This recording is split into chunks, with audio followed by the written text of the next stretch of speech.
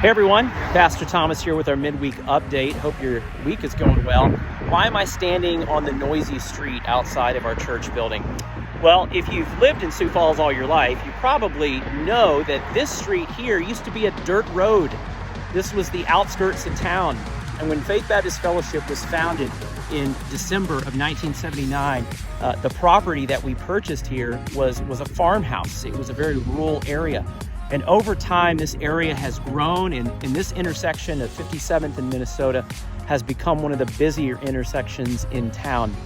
Fast forward to the year 2017, the church here, under the leadership of the elders, began to recognize that our city was growing and that there was a need to plant another church here in town. And so after much prayer, much support from the congregation, the church planted the West Campus, Faith Baptist West, on the west side of town, with Pastor Jason being the lead pastor of that campus.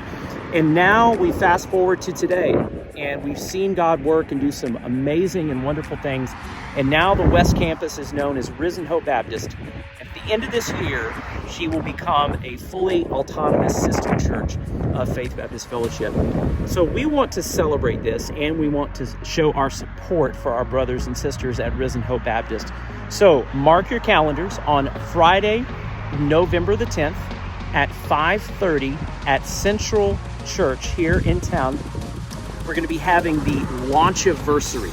And we're calling it that because this is both a launch of the West Campus of Risen Hope Baptist as a fully autonomous church, and it's the 5-year anniversary of the West Campus being launched. So that Launchiversary event is going to be a time to celebrate what God has done in planting that campus and now seeing it become a fruitful church, a sister church here in town, as well as a time to show our support for those brothers and sisters. We want to send them off with great joy and with full support from Faith Baptist Fellowship.